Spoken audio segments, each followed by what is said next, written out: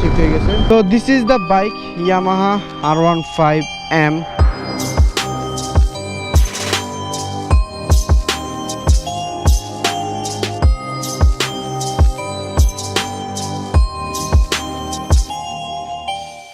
What's up good people, welcome back to another video. কী অবস্থা সবার, কেমন আছেন? আশা করি সবাই ভালো আছেন। আলহামদুলিল্লাহ, আপনাদের দোয়ায় আমি অনেক ভালো আছি।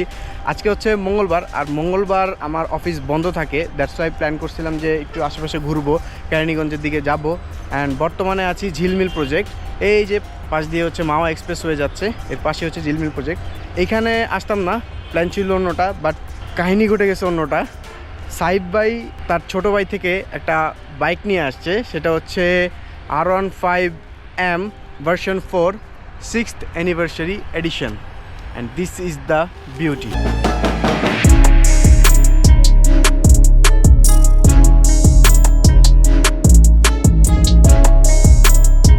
চিন্তা করলাম যে ঝিলমিল প্রজেক্টের ভিতরে ঢুকে আপনাদেরকে একটু বাইকটা দেখাই। আর আজকের ভিডিওটা এই বাইকটা নিয়ে করব, অ্যান্ড আপনাদের সাথে শেয়ার করব এই বাইকের ফার্স্ট রাইড ইমপ্রেশন অ্যান্ড কেমন লাগে বাইকটা চালায়, যেহেতু এর আগে এই বাইকটা কখনো চালাই নাই, ফার্স্ট টাইম চালাবো। তো ভিডিওটা দেখতে থাকেন, এনজয় করতে থাকেন। অ্যান্ড ইয়াস, যদি নতুন হয়ে থাকেন অবশ্যই চ্যানেলটা সাবস্ক্রাইব করে সাপোর্ট করবেন আমার চ্যানেলটাকে। আর যদি ভিডিও ভালো লাগে অবশ্যই লাইক করে দিবেন আর কমেন্টে জানিয়ে দিবেন ভিডিও কেমন লাগলো।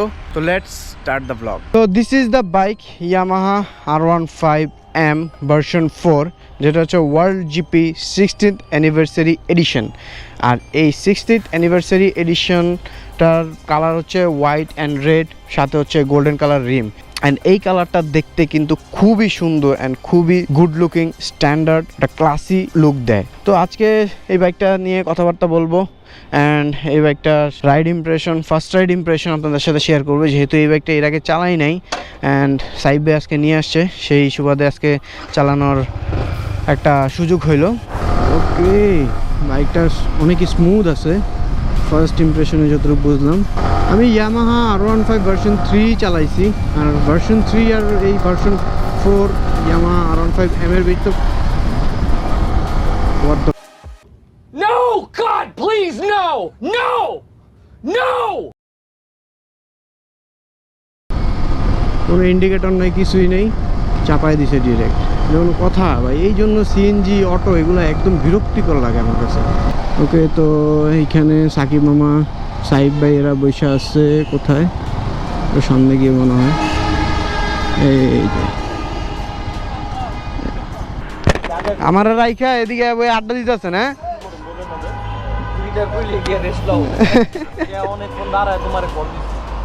আমি তো ভিডিও করতেছিলাম না।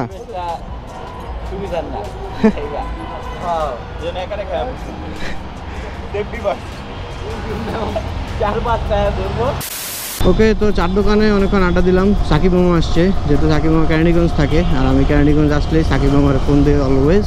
আমরা এখান থেকে বের হয়ে গেছি, এখন হচ্ছে কেরানীগঞ্জের রোডটাতে ঢুকবো।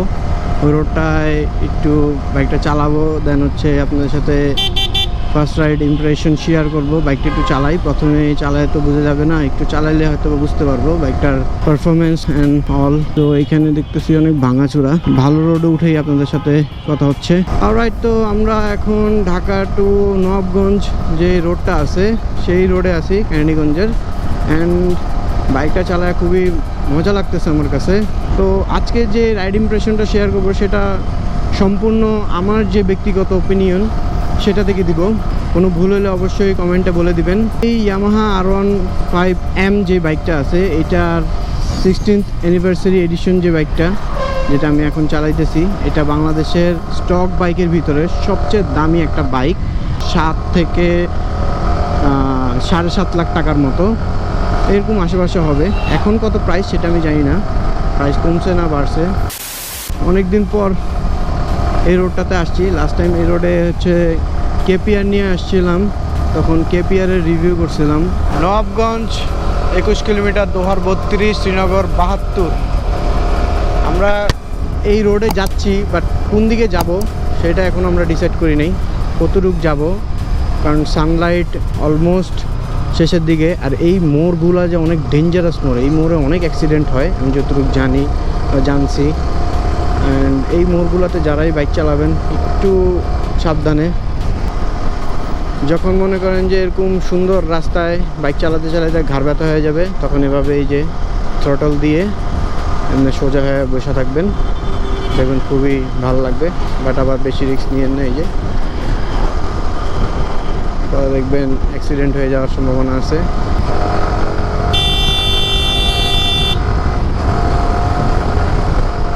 Quick throttle response is so amazing, throttle response অনেকই ভালো।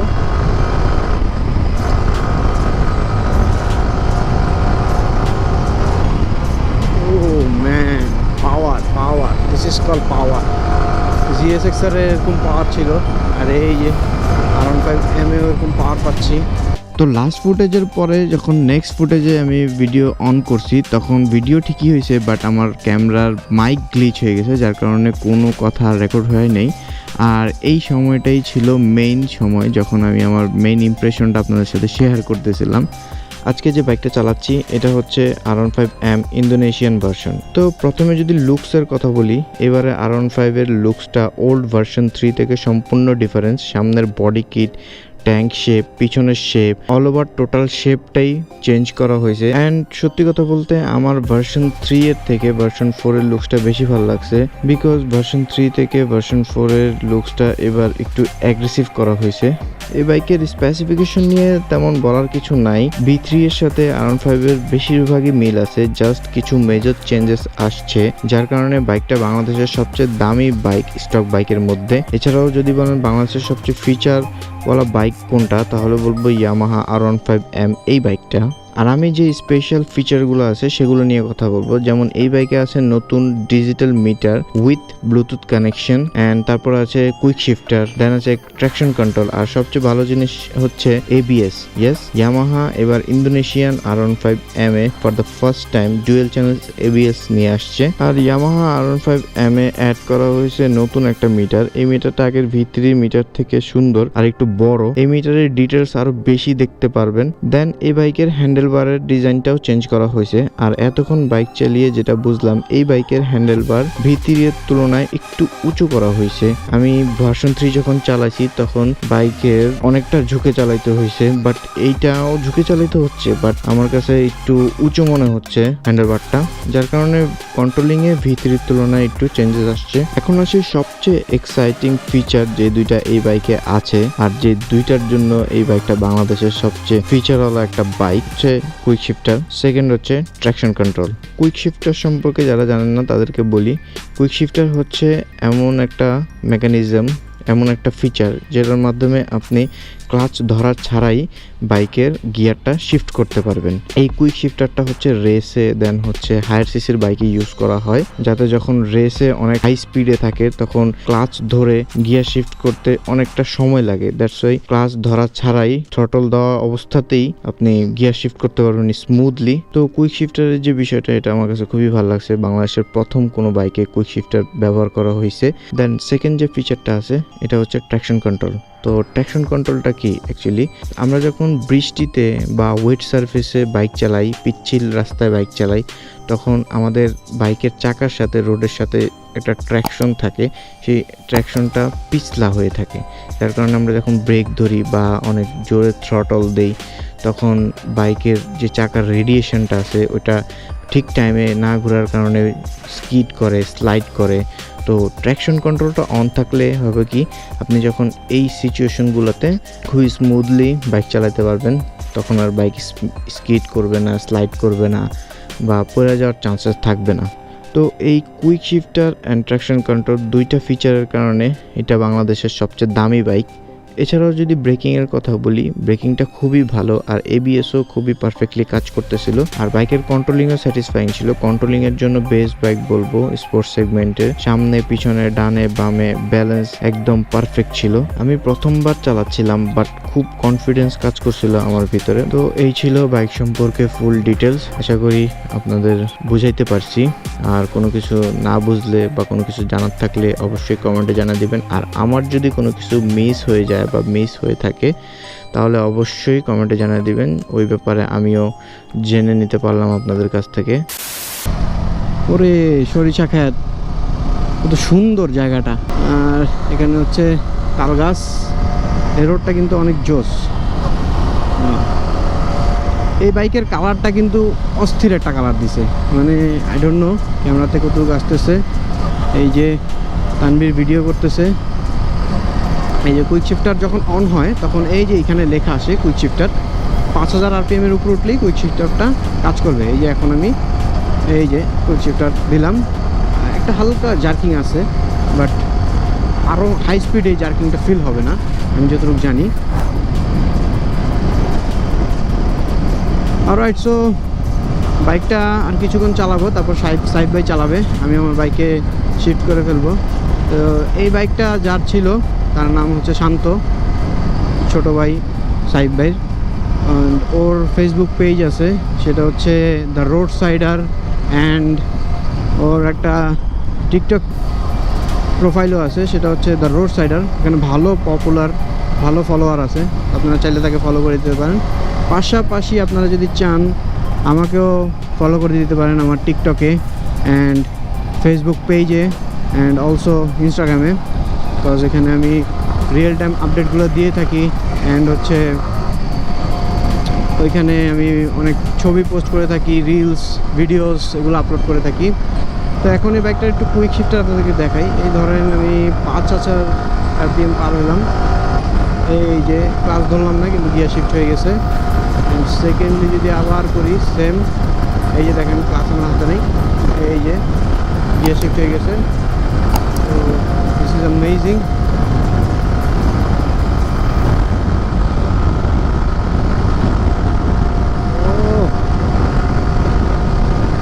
ফুল পাওয়ার ম্যান, ফুল পাওয়ার।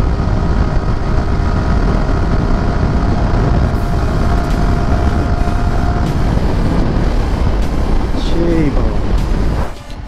তো চলেন এই বাইকের একটা পাওয়ার টেস্ট দেওয়া যাক, 0 to 100।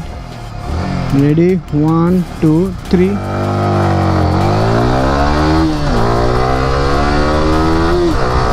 এই যে এখন quick shifter on.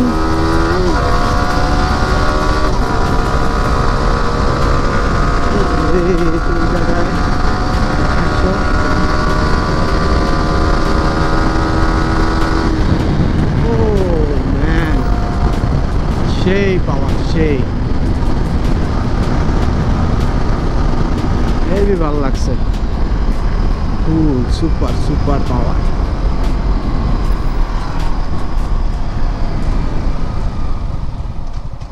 Alright guys, তো এখন ঘুরতে বাজতেছে ঠিক 5টা, আর এই যে সূর্যের অবস্থা একদম ডুবে যাচ্ছে। তানভীর কথা বলতে এখানে, আর এই যে এখানে মামা সাইব ভাই আড্ডা দিতেছে।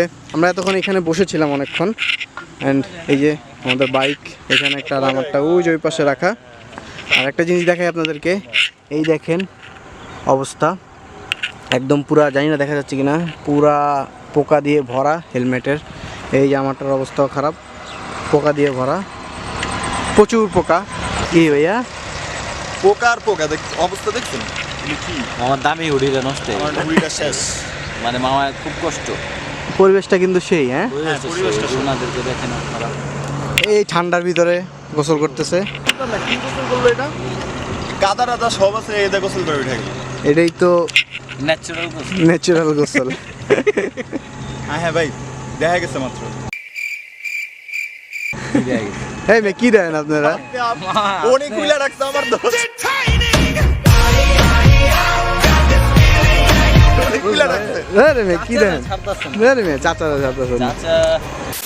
তো আমরা এখন এখান থেকে মুভ করব, আর মুভ করে হচ্ছে ঢাকার দিকে যাব। লেটস গো, দেখা হচ্ছে আপনাদের সাথে বাইকে। অলরাইট, তো আমরা বের হয়ে গেছি এখান থেকে, আর এখানে অনেকক্ষণ আড্ডা দিলাম, খুব সুন্দর একটা বিকেল কাটালাম, অ্যান্ড পরিবেশটা খুবই সুন্দর। আস্তে আস্তে ঠান্ডা পড়তেছে, চারিদিকে কুয়াশায় জমে যাচ্ছে, আর আমরা এখন ঢাকার দিকে রওনা দিলাম। রাস্তায় প্রচুর পরিমাণ পোকা, যত রাত হবে তত আরও পোকা বাড়তে থাকবে। দেশে আমরা রাত হওয়ার আগে এখান থেকে মুভ করতেছি।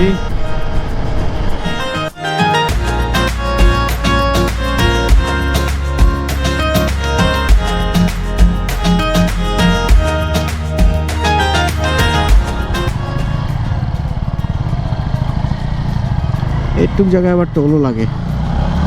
এই জায়গায় আগে টোল ছিল না, এখন বাইকারদের জন্য আবার টোল প্রযোজ্য করে দিছে। যাই হোক, আজকের ভিডিও পর্যন্তই। যদি ভিডিও ভালো লাগে থাকে অবশ্যই লাইক করে দিবেন, সাবস্ক্রাইব করে দিবেন আমার চ্যানেলটাকে। আর ভিডিও যদি ভালো লাগে থাকে অবশ্যই কমেন্টে জানিয়ে দিবেন আপনাদের মতামত। অ্যাবাউট R15M ভার্সন 4 বাইকটা আসলেই অনেক জোস, চালায় আমার খুবই ভালো লাগছে। ইনশাল্লাহ কোনোদিন যদি ওরকম অ্যাবিলিটি হয় অবশ্যই কিনবো। তো দেখা হচ্ছে নেক্সট কোনো ভিডিওতে। Till then take care, this is Atik signing out. আল্লাহ হাফেজ।